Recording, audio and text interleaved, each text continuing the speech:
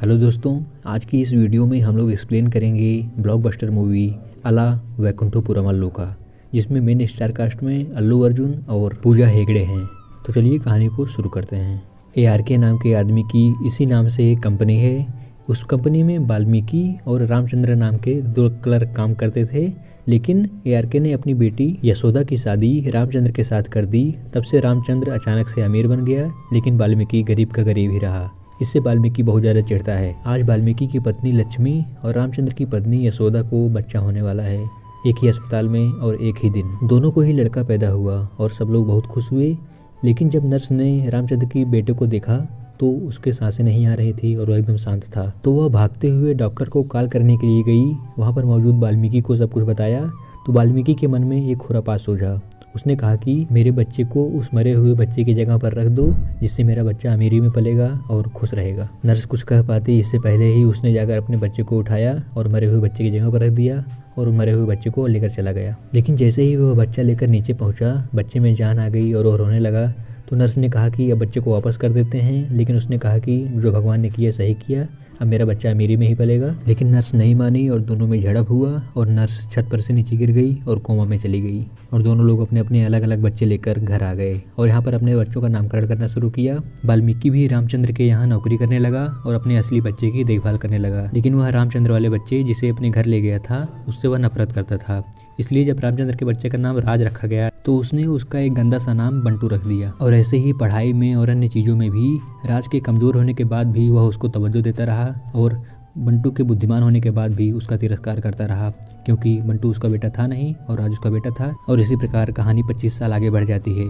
बंटू बहुत बुद्धिमान, काफ़ी परिश्रमी लड़का है, लेकिन उसका बाप वाल्मीकि उसे बहुत परेशान करता है और हमेशा उसे ताने देता रहता है और उसकी MBA की पढ़ाई भी छुड़वा दी, क्योंकि कहता है कि हम लोग मिडिल क्लास हैं, हम लोग हमेशा गरीब ही रहेंगे। रामचंद्र का बेटा राज आज अमेरिका से वापस आ रहा है। उसने पढ़ाई बीच में छोड़ दी क्योंकि उसका मन नहीं लग रहा था। राज थोड़ा डरपोक और संकोची किस्म का लड़का है। वह घर वापस आया तो सब लोग उसका स्वागत करते हैं। उसी घर में रहने वाले एक रिलेटिव काशीराम की बेटी नंदिनी उसको पसंद करने लगी है। इधर MBA छूटने के बाद बंटू एक ट्रेवल एजेंसी में जॉब के लिए अप्लाई करता है। उसे जॉब तो मिल जाती है, लेकिन उसे बड़ी समस्या होती है वहाँ पर, क्योंकि उसका अपने बॉस के साथ पहले से ही पंगा रहता है। उसकी समस्या और तब बढ़ जाती है जब वह एक लड़की अमूल्य को गंदी नज़र से देखता है, लेकिन बाद में पता चलता है कि वही उस कंपनी की मालकिन है। वह उसे जॉब तो दे देती है, लेकिन दंड के रूप में उसे ऐसी जगहों पर भेजती है जहाँ पर बहुत दिक्कत होती है, जैसे कि रेगिस्तान और बर्फ़ की पहाड़ियाँ। वो नर्स जो 25 साल पहले छत से गिरी थी, आज भी कोमा में है। वाल्मीकि उसे बार बार देखने आता है कि वह मरी कि नहीं। इधर बंटू को भी अपनी बॉस अमूल्य से प्यार होने लगा था और वह उसकी यादों में ही खोया रहता था।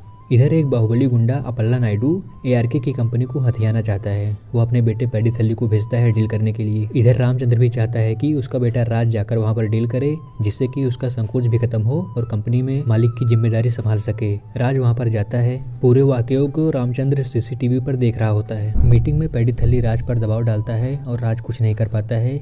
यह सब देखकर रामचंद्र बहुत दुखी होते हैं। वह अपने बेटे में एक मजबूत आदमी देखना चाहते थे। वह जहाँ बैठा था उसके बगल में ही अमूल्य बंटू के साथ आई थी एक मीटिंग के लिए अपने फाइनेंसर के साथ। उसका फाइनेंसर जबरदस्ती करता है कंपनी को लेने के लिए, तो वहाँ पर बंटू अपनी चालाकी से अच्छी अच्छी बातें करता है, जिससे कि रामचंद्र काफ़ी प्रभावित होते हैं और सोचते हैं कि ऐसा बेटा उनका होना चाहिए था। और यही सारी बातें वो अपने ससुर से घर पर बता रहे हैं। ARK कहते हैं कि वो तो सिर्फ एक एम्प्लॉई है, असली दम तो उस मालकिन में था, इसलिए अगर उसकी शादी अपने बेटे राज से कर दें तो सब कुछ सही हो जाएगा। और ये लोग अमूल्य के घर रिश्ता भेज देते हैं। उसका बाप तुरंत तैयार हो जाता है, लेकिन अमूल्य शादी नहीं करना चाहती है। इधर राज का भी शादी करने का मन नहीं है, क्योंकि वह नंदिनी से प्यार करता है। नंदिनी कहती है कि जाके अपने मम्मी पापा को बोलो। राज वहाँ पर जाता है, लेकिन कुछ बोल नहीं पाता है और घर वाले रिश्ता फिक्स कर देते हैं और अंगूठी पहनाई जा रही होती है। तभी वहाँ पर आ जाता है बंटू।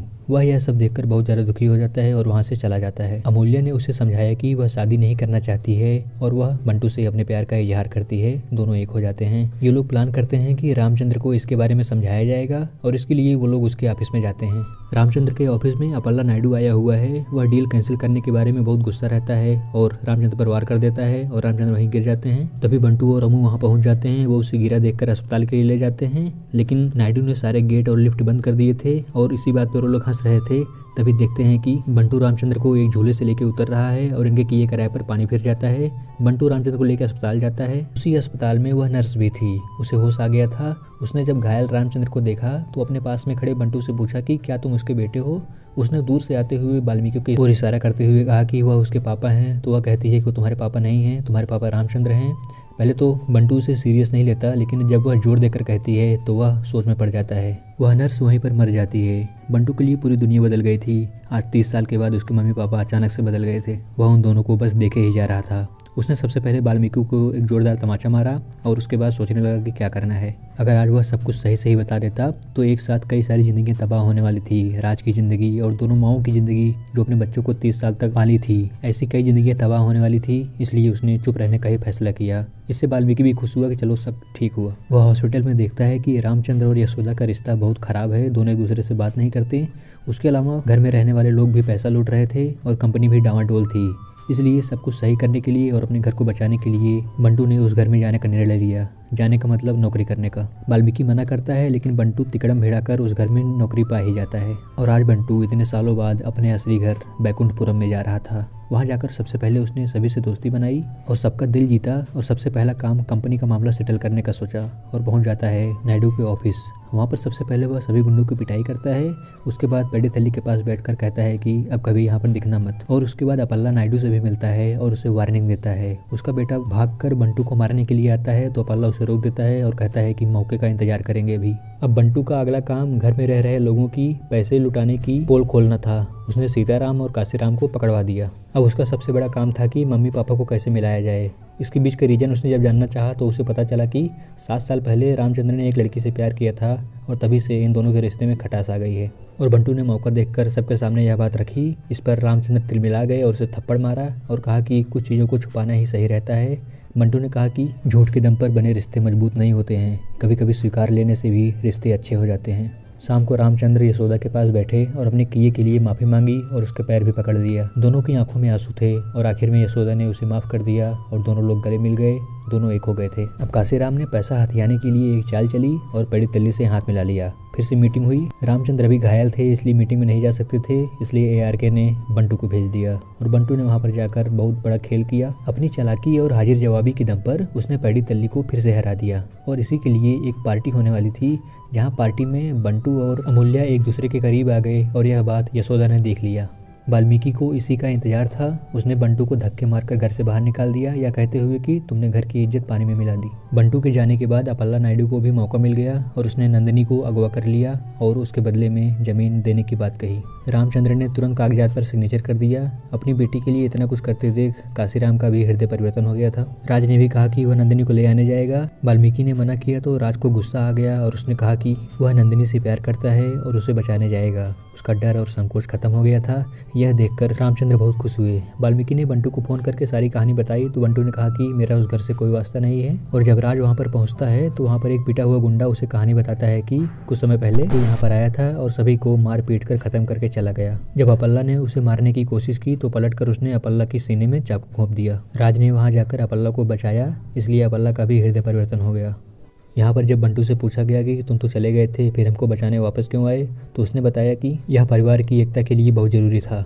वह नहीं था इसीलिए राज को गुस्सा आया, वह नहीं था इसीलिए काशीराम का हृदय परिवर्तन हुआ, इसलिए उसने ऐसा किया। ARK ने उठकर वाल्मीकि को थप्पड़ मारा और कहा कि हॉस्पिटल में उसने नर्स की बात सुन ली थी। उन्हें पता था कि बंटू रामचंद्र का बेटा है। रामचंद्र यह सुनकर शॉक हो गए। बंटू ने बताया कि जब से उसे इस बात का पता चला तब से वह अपने बेटे होने का फर्ज निभा रहा है। वह अपने माता पिता और परिवार को तकलीफ में नहीं देख सकता था, इसलिए उसने ये सब किया। वह रामचंद्र के पास गया और पहली बार पापा कहकर बुलाया। उन दोनों की आंखों में आंसू थे और दोनों लोग गले मिल गए थे। रामचंद्र ने खुश होकर कहा चलो सभी को बताते हैं, लेकिन बंटू ने सबको रोक दिया और कहा कि 25 साल पहले हुई घटना अब फिर से नहीं दोहराई जानी चाहिए। इस बात को हमको यहीं पर भूलना होगा। लोग सहमत हो जाते हैं और नीचे आते हैं। तभी वहाँ पर यशोदा आती है और कहती है कि तुमने जो हमारे लिए किया, अब तुम भी हमारे एक बेटे की तरह हो गए हो, और उसे कंपनी के 50% का शेयर दे दिया। और राज से भी कहा कि तुम्हारा जो दिल करे वो करो, तुम अभी MBA की पढ़ाई करो 5 साल वाल्मीकि के घर जाकर, और उसके बाद तुम कंपनी के CEO बन जाओगे। राज अब वाल्मीकि के घर आ जाता है। वाल्मीकि कहता है कि बेटा तुम जल्दी से 6 महीने में कोर्स खत्म करके फिर से उस बड़े घर में चले जाओ।